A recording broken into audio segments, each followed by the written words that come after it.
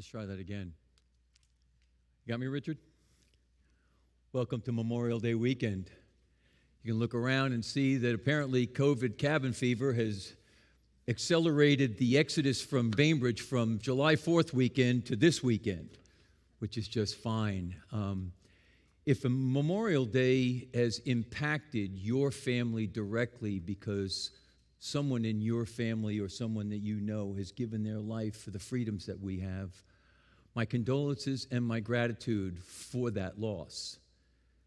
We are so busy and we're so looking forward to the times that we have where it's free at last from school or whatever it is, that Memorial Day just sort of seems to get glossed over for how impactful it is for some families.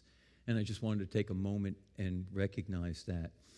You know, we have been in the book of John for 39 weeks, 9 full months, and actually more than a calendar year, because as some of you may have heard and watched the video, we've got a summer series, and we've been somewhere in the Psalms for the last few years, and staff has decided that we're going to take it a different track, and we're going to take on the book of Philippians over the summer, and I, for one, am really looking forward to it.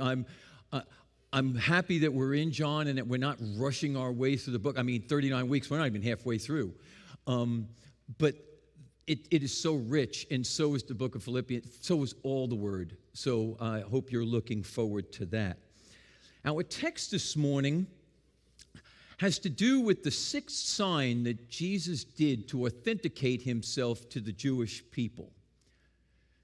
The book of John, I'm going to address this a couple of times, but the book of John is interesting in that, for us it's the fourth book, it's the fourth gospel, but it's very different. And in my study, I didn't actually know that it is thought to be perhaps the last book that was actually ever written that's included in the New Testament, somewhere around 100 AD. So we're talking about almost 70 years after the Lord had ascended. And John has included several things that are a little bit different than the three Gospels that preceded it, which had been well in distribution up to that time. But in this sixth one, and the seventh, which is coming up in chapter 11, which is the raising of Lazarus from the dead, but this sixth one was kind of extraordinary, and yet it's not the most extraordinary thing that I encountered in preparing for this message. These signs were important because the reason that Jesus did, as I said, is to authenticate himself to the Jewish people. And that was enormously important historically and theologically because Jesus came initially to the Jewish people. But what Jesus did right before this sign miracle, and it should be coming up on the screen here shortly, is he introduces his disciples and then subsequently us to the power of we. The power of we. And that's going to be our theme, and we're going to return to that several times this morning, so let's pray and jump in. Father, I am grateful for this chance to step up here. I pray that your Spirit would provide the words that need to be spoken this morning. I lift up John and Michelle and those of our body that are traveling, and I pray that they are getting refreshed and having a grand time. I pray, Lord, specifically with respect to the part of this message that I've struggled with the most, which is to give me clarity in conveying the difference between the spiritual and the fleshly and worldly. And I just ask it all in Jesus' name. Amen. John chapter 9, verse 1. As he was passing by, he saw a man blind from birth. His disciples questioned him, "Rabbi, who sinned, this man or his parents, that he was born blind?" So let's stop there for a second. Let's set the scene. We're somewhere between the fall festival of the tabernacles and Calvary, Passover. His disciples still don't quite understand what Jesus is up to.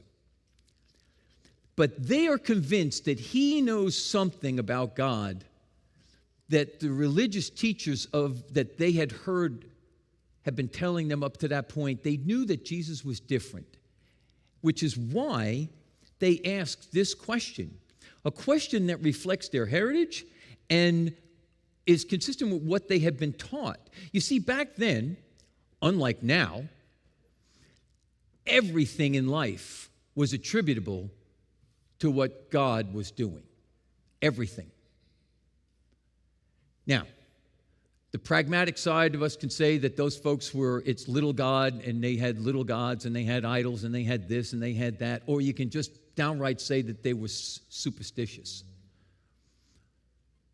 But there was, at that time, this centrality of God impacted everything that occurred in their life.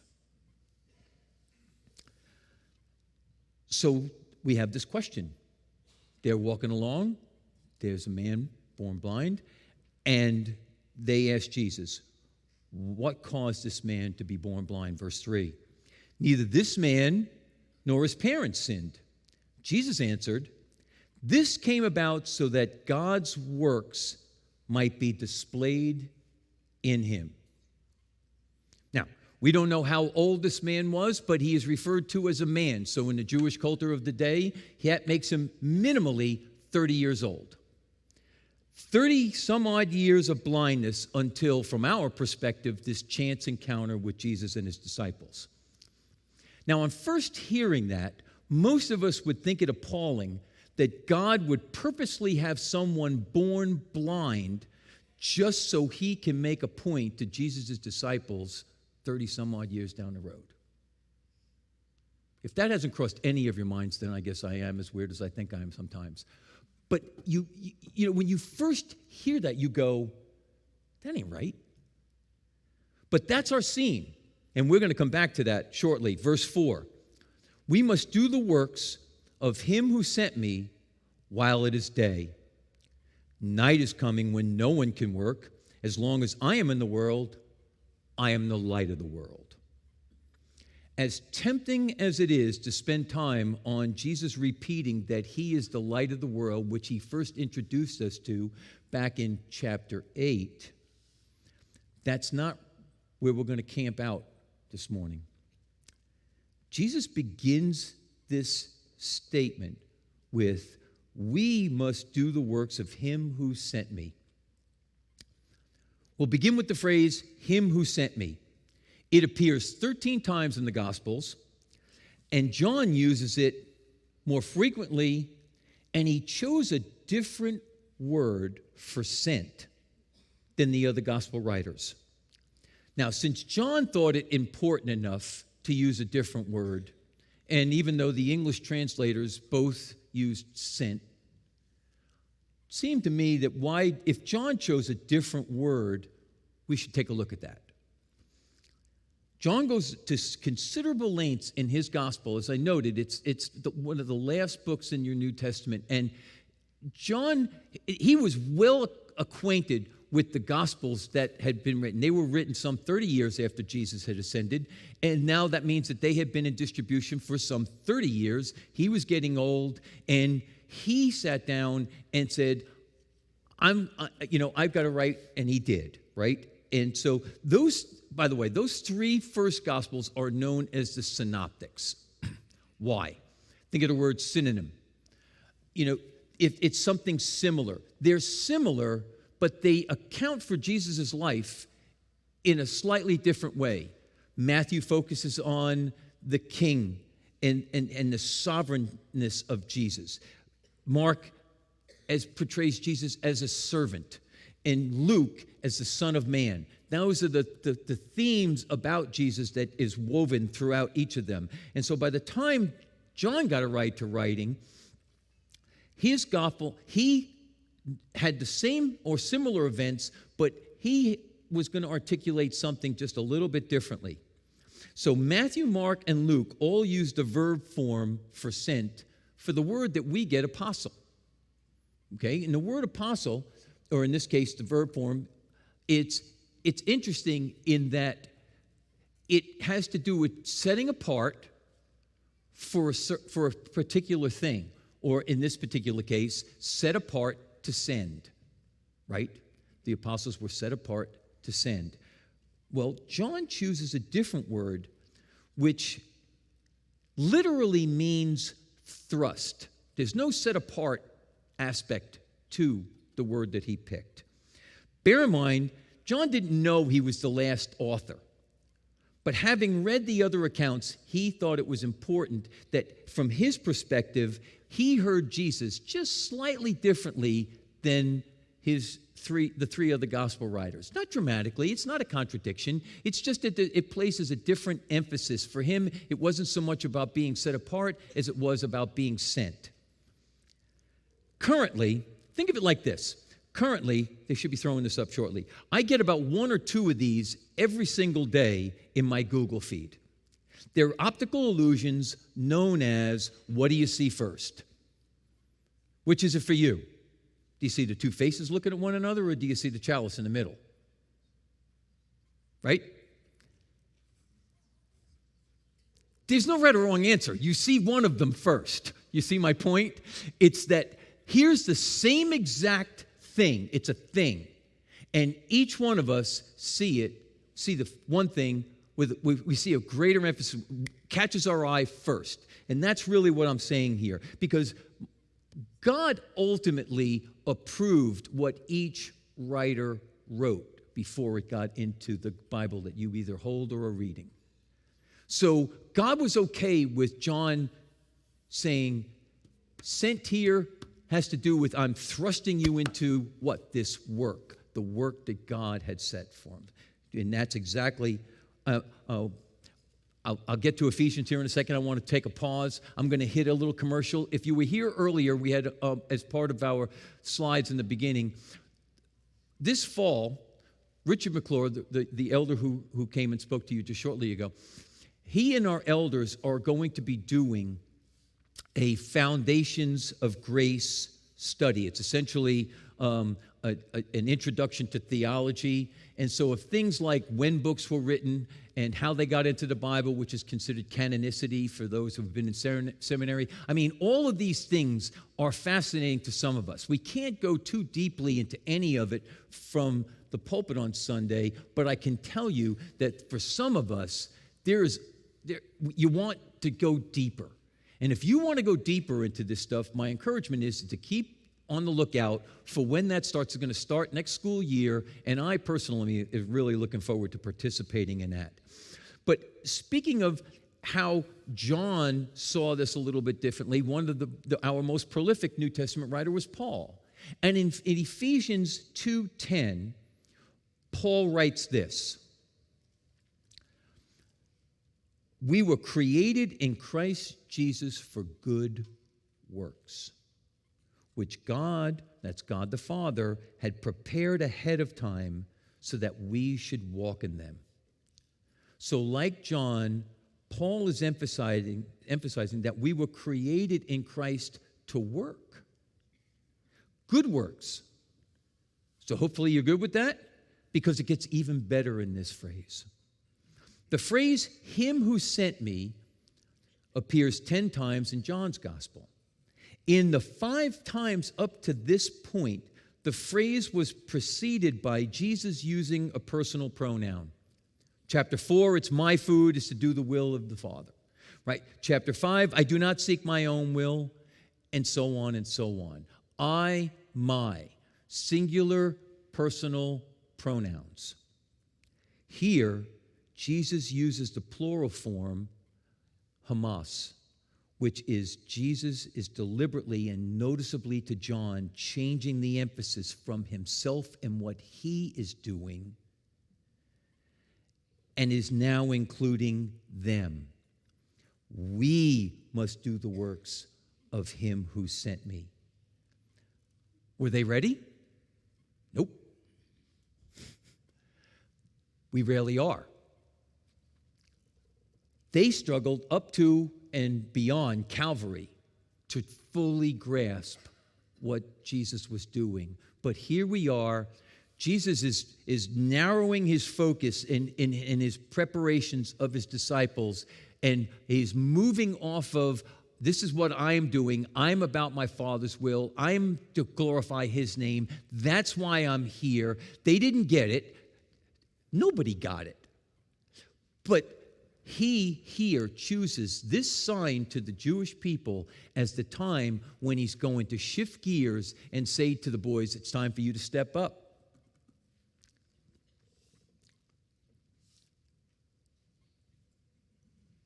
What really struck me, like many of you, I have personally struggled with understanding, once Jesus calls us, how our efforts are supposed to fit in with what God is doing.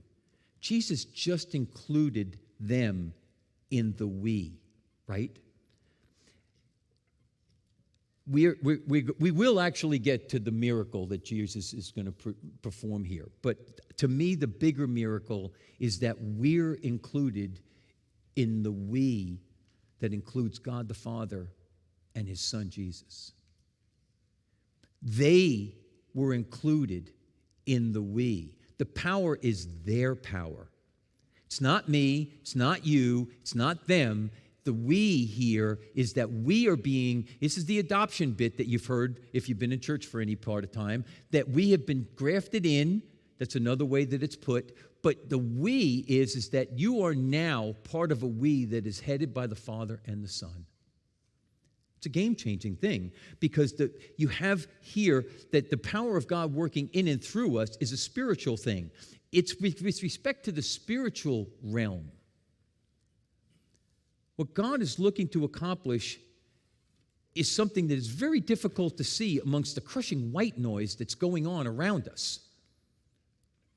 Because around us, whether it's a war, whether it's gas prices, fill in the blank, around us is a lot of things that keep our eyes off of the Father. Jesus knows that Calvary is months away and his time with the disciples is coming to a close, and he picks this time for them to start understanding that they need to be more focused on the Father like he is. This is true for every single believer. Every single one of us at a certain point in our life, whether we're reading God's word, we hear a certain sermon, we have an unexpected conversation, or we read a particular article, at some point, we all need to understand that Jesus and his Father expects more from us than just simply showing up. Because if we're all honest, we spend an awful lot of time just showing up. And I'm not saying that's a bad thing. What I'm saying is God expects more. A friend of mine that I was talking to this week, and I was telling him I'm struggling with preparing this and how to convey it. And he goes, well, it seems to me like they needed to graduate from hanging on everything that Jesus said, every word that Jesus said, and switch gears to put me in, coach. I kind of like that, to be honest with you.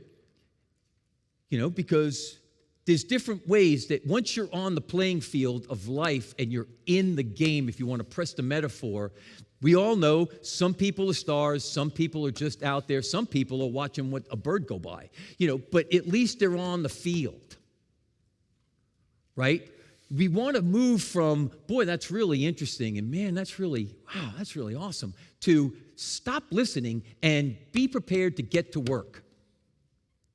Because that's what Jesus is saying here. Verse 6. We have our miracle. And after he said these things, he spit on the ground, made some mud from saliva, and spread the mud on his eyes. Go, he told him, wash in the pool of Siloam, which means sent. So he left, washed, and came back seeing. His neighbors and those who formerly seen him as a beggar said, isn't this the man who sat begging? Some said, he's the one. No. Others were saying, but he looks like him. He kept saying, I'm the one. Therefore, they asked him, then how were your eyes opened? He answered, the man called Jesus made mud, spread it on my eyes, and he told me, go to Siloam and wash. So when I went and washed, I received my sight. Where is he? They asked. I don't know, he said. There are many things that can be said about this miracle, this healing. If you think the 7 signs recorded in John, if you think about them, the one thing that strikes me is that the closer Jesus gets to Calvary, the more inexplicable the signs get. The more difficult it is for you to just sort of write them off as just a thing, right? Like, let's be honest. If a skeptic could look at the wine, the water to wine in Cana and go, that's a parlor trick, right? Or you have the healings as staged events like some of the stuff we've seen on TV, right? But when you get to something like the feeding of 5,000 from a couple of loaves and a couple of fish, and you got probably 10,000 or so, maybe more witnesses, now all of a sudden, that's a little bit harder to dismiss, right? And Jesus walking on water, that's another case where a skeptic can go, well, look, of course you can expect his followers to say something like that. Sure, fine, we'll go ahead and grant that, all right? That doesn't mean that it didn't happen, but you understand where the skeptic's going to go, right? But that's what makes this one different. This healing, as objectionable as we may have found it earlier, that God would have this man born blind and live 30-some-odd years in blindness, as objectionable as we might find that, it reinforces the fact that this isn't some kind of a trick thing, right? This is something where if Jesus is looking to authenticate the fact that he is from the Father and the Father is in him to the Jewish people, then a whole community knowing that this guy was begging because he had been blind from birth and restoring his sight, that's a thing. That is a thing. That's pretty remarkable. So then you have Jesus, he declares this thing to his disciples. We have to be about the works of him who sent me, right? Good thing. Then he gets down and he kneels down, spits on, creates some mud, and wipes it on the guy's eyes. And yes, I mean, you can make a case. Look, he sent him to a pool that was sent, so he's doubling down on the whole sent thing. Sure. That's not the primary purpose here. Okay? The primary purpose is Jesus was showing them that sometimes when you're doing things, it gets messy and it may be uncomfortable. Does anybody really think that Jesus needed to make mud to have this guy's eyes be healed? I don't. You may come down differently on that, but Jesus didn't need to do this. He's making an example for his disciples of what sometimes being called to do something by God is sometimes involved doing something that some of you might, he's spitting on the ground and making him smear on his face. I mean, there's some of you that germs aren't your favorite thing, and so that sounds kind of disgusting to you. It sometimes boils down to getting very uncomfortable if you are going to be used by the Lord in a particular way. I mentioned earlier that sometimes we can struggle to align our lives with what God expects, and I believe that happens in part because we get overly fixated with the here and now. My good friend Don, we don't want to talk about it this way, but he nearly got killed this week in a car accident. Now, he only messed up himself and he's going to need some surgery to get himself straightened out, but that bothered me immensely when I got that news. Because somebody I care about very deeply was in a bad situation, and that could have been worse. And your brain goes to where it goes, and you got to reel yourself back in because, well, A, it wasn't worse, and B, even if it was, I know where he's going. We don't want to talk about stuff like that because we are so anchored to everything that's going on in our life right now. I mentioned it earlier. Whether it's something that's going on in the economy that has you wringing your hands, or there's somebody in your family. My sister, I found out within the last month, my sister has stage 4 cancer. It's bothering me. But amazing comfort is as I've talked to my sister, I've gotten really uncomfortable with my sister because we were raised Catholic. You guys have heard that if you've been around here any amount of time. And I just straight out said to her, okay, what do you think? How do you think you're going to get to heaven when you die? Straight out, no, pulling no punches with her. And we talked about that. She had a very Catholic kind of grace version of Catholic going on, but it boiled down to that if she trusted in the completed work of Christ for her salvation, she knew she was a sinner. That was an uncomfortable conversation for me, just like the ones that I had with my father. Those are uncomfortable, but that's the bigger picture, because glorifying the Father, which is what Jesus fixated on, is about the spiritual realm. It's not the here and now, it's that. Jesus was doing the will of the Father, and he said it over and over again, to glorify his name. That's not the way the faith tradition that I came to faith in sort of dismissed a lot of the spiritual stuff. Oh, raising hands and all this other kind of stuff. Back in that day, we were talking earlier about how old I am. Back in that day, that whole Pentecostal movement thing was considered just out there. It's not out there. It's the chalice and the two faces. It's people who, when they read God's word, they see that God is spirit and he's worshiped in spirit and truth. And then there's a whole group of us that kind of try to make it more about God being active in our lives now, and what should we be doing, and what's God's will for my life. I'll tell you what God's will is for your life. Do the will of the Father. That's what Jesus did, and we're told to emulate him. No, that's not consistent with a lot of stuff that we were taught in church. I struggled for decades wondering if I should be doing something like this or run the software company that I ran for 30 years, right? Am I secular or sacred? Here's a kick in the head. There's no such thing in the Bible. Nothing. And where was I taught about secular and sacred? At church.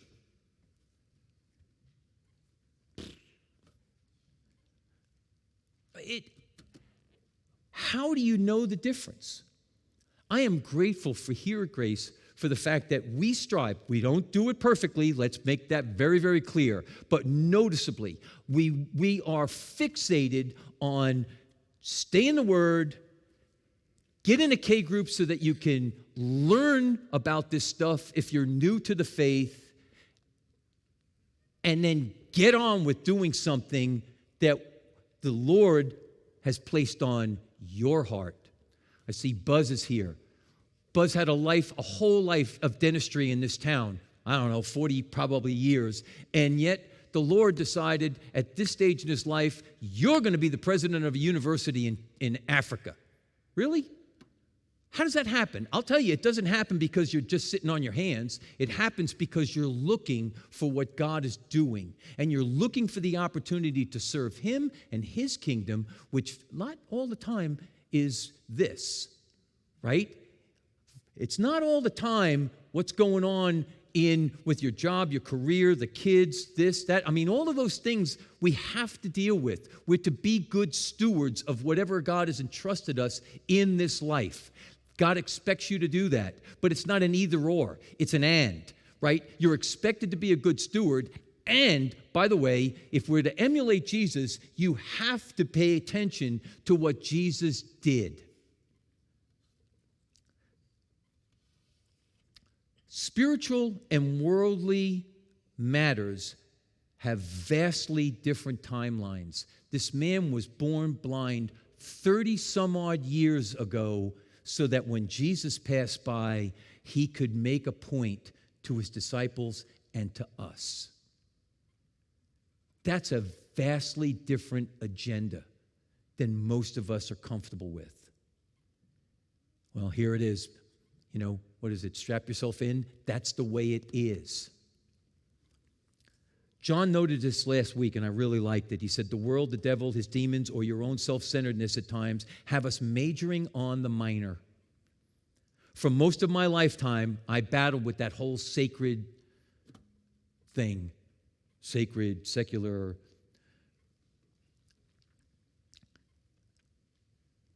There's nothing wrong with doing good deeds in the flesh. If you feel compelled to serve in a soup kitchen, That is a good thing. In fact, it's a commendable thing. But that may not necessarily be the thing that God wants and is sending you to do. It might. How do you know the difference? We're going to talk about that in a second. Let's wrap this up. Head, heart, hands. The power of we, as I mentioned, begins with the Father and Jesus and now includes you. You, me. We're in that we. You know, there's the us's and the thems. Well, the us's is head by the Father and His Son. I like our chances. Before salvation, the here and now was all you had. Paul in Galatians 4, verses 8 and 9, it's not going to be on the board, sorry, this was a late ad for me this morning. Paul reminded the Galatians that salvation made them spiritually alive, and then he asked a very simple question. Why were they clinging to the here and now? It's a great question. Is your head primarily focused on spiritual matters or the here and now? The power of we is primarily spiritual. So, heart. Are your works of the Father? Are the things that you're doing, are you sure? Can you be sure? More than anything, our heart determines what we do.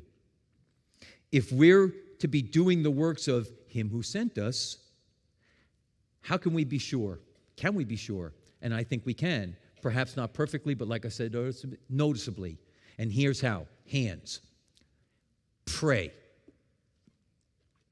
Always start with prayer. Prayer is work. You remember Gethsemane? Drops as blood. It was work. Ask the Lord to reveal what He is doing and what you can do, then get to work. What did Jesus do before He did anything in Scripture? He prayed. Ask the Lord to reveal what He is doing, give you eyes to see it, and then ask Him if He wants you to do it. If this is a struggle for you, I got an idea to get you going. If you don't have one, start a prayer journal or use a notepad on your app. You know, I mean, when I first started really seriously praying every day, I had little pieces of paper. It was pathetic. They were around on my nightstand, and it was just a mess. And then, I don't know, 12 years ago, each one of us started getting personal cell phones, and then you had these awesome apps. The first one I figured out to use, I used a grocery app. So I would put in prayer requests as grocery items, and then that way I could move them around and remember. Now, of course, the apps are getting much more sophisticated. It doesn't really matter what works for you. Get something to keep track of what you're praying about. And I might add, I only added this recently. I start putting a date next to it because after a while, you don't even know how long you've been praying for something. I prayed for somebody's salvation for 15 years, and they got saved. And you sit there and you go, wow. Those are the things that you wouldn't know unless you were keeping track of it.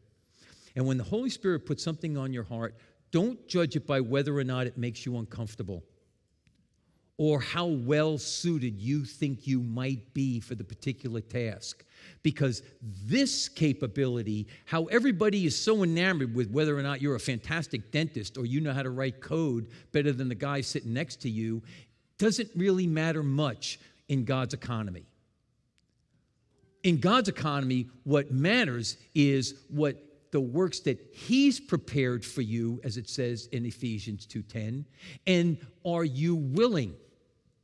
Are you willing, or is He going to have to find somebody else to do it? When John asked me to join this staff over 7 years ago now, I knew I wasn't well suited. And those of you that were here know that I wasn't either, don't you? Not at the time. It's been a rough road for some of you. But I am so grateful that God interrupted my comfortable Christianity and said, step out, Roy, and buckle up, boy. It's not going to go the way you think it is. You're going to be doing things that you haven't done in your entire life. I don't care that you're 60-something years old. Doesn't matter, right? It just doesn't matter. It's a spiritual battle that we're all in if we bowed our knee to Christ. It's not whether it's going well this way. It's whether it's going well this way. If you have placed your trust in Jesus Christ, God has something spiritual for you to do as well. I promise. Let's pray. Well, Father, I'm grateful for this word and for the opportunity to share it. And I pray, Lord, that you will, via prayer, encourage the ears of those that hear this message. If they're not praying for your direction, that they would begin doing that. And if they're not sure and they want some help in that regard, that they would have the courage to speak to someone in this church that they're comfortable talking to and get on with it so that they can be more involved in the kingdom works that are occurring all around us. For I pray it all in Jesus' name.